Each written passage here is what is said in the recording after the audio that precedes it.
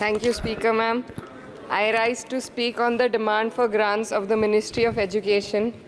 And while the Union Ministry of Education recently celebrated the 4th anniversary of NEP 2020 with the week-long Shiksha Saptah, this grandstanding does nothing to address the stark reality. And as a member who have very recently been a student too, I would like to shed some light on the facets that are not as rosy as the government might think. Despite NEP 2020's clear directive and the Kothari Commission's long-standing recommendation for 6% of GDP in education, the Ministry of Education's allocation is less than half of what has been recommended.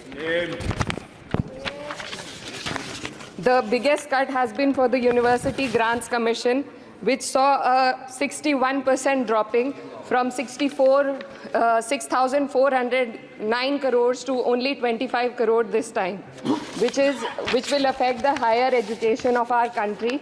And in 2020, India's average learning adjusted years of schooling was 7.1 years, lagging behind countries like Mexico, Kenya, Sri Lanka, Iran, UAE, and even Palestine. The foundational skills are alarmingly weak among 14 to 18-year-olds. About 25% of those surveyed couldn't read a standard 2-level text in their regional language, and only 43% could solve a simple division problem. Shockingly, nearly 43% of undergraduate students also struggled with basic division.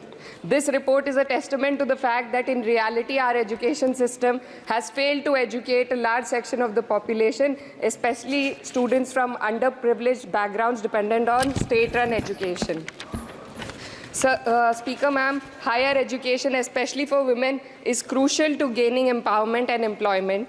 And the AISHE report shows that only 10.4 colleges in the country were exclusively female. The constituency that I represent and other such areas in the country where patriarchal beliefs have prevented women from accessing co-ed colleges.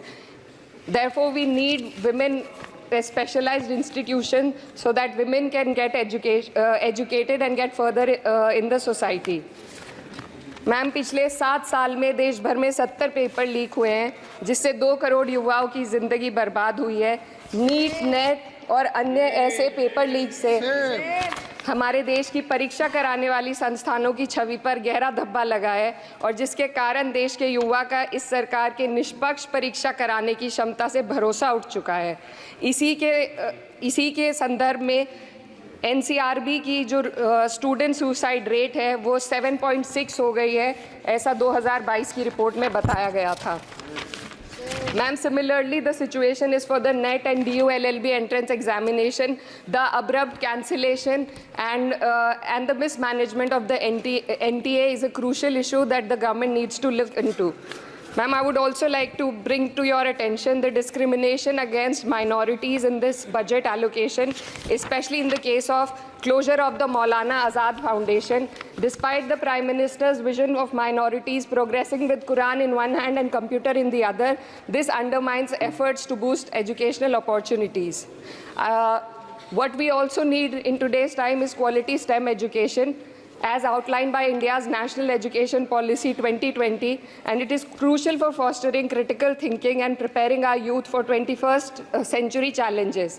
But ma'am, only 18.4% schools have functional computer labs, and there's a significant gender gap in STEM enrollment, with only 28% of females compared to 36% males.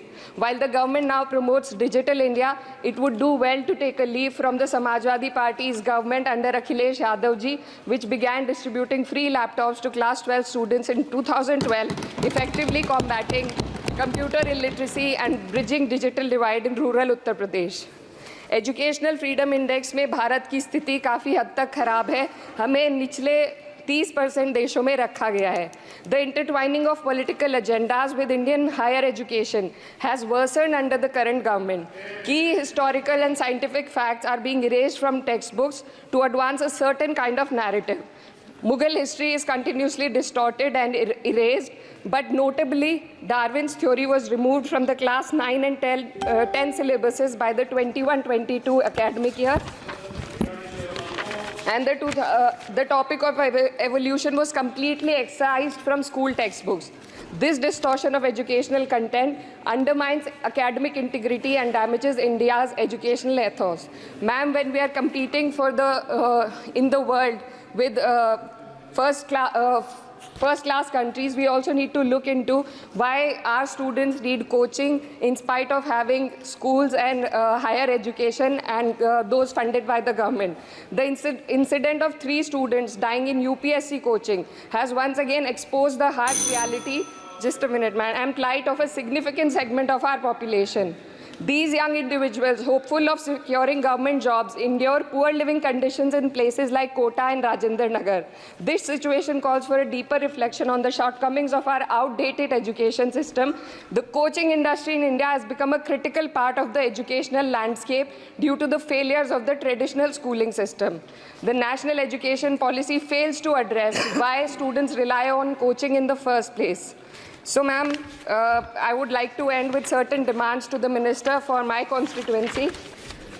मेरे संसदीय क्षेत्र कैराना में आपके माध्यम से सरकार से मैं मांग करती हूँ कि विजय सिंह पथिक डिग्री कॉलेज कैराना में बीएड, LLB जैसे कोर्सेज शुरू किए जाने चाहिए, जिनसे युवा और महिला अपने रोजगार खुद ढूंढ सके। जनपद शामली के कैराना और ऊन में और सहारनपुर के नकुड़ में गर्ल्स डिग्री कॉलेज और गर्ल्स हॉस्टल खोले जाएं। जनपद शामली में नया केंद्रीय विद्यालय व जवाहर नवोदय विद्यालय खोलने जाने की मांग करती हूँ और मां शकंभरी देवी विश्वविद्यालय सहारनपुर को अपना कैंपस और विभिन्न प्रोफेशनल कोर्सेज चलाने के लिए विशेष धनराशि प्रधानमंत्री उच्चतर शिक्षा अभियान के अंतर्गत दिए जाने की मांग करती हूँ। उत्तर प्रदेश राज्य में शिक्षा मित्रों का संयोजन अध्यापकों के पद पर किया जाए ताकि प्राइमरी एवं जूनियर हाई स्कूलों में शिक्षकों की कमी को दूर किया जा सके। धन्यवाद।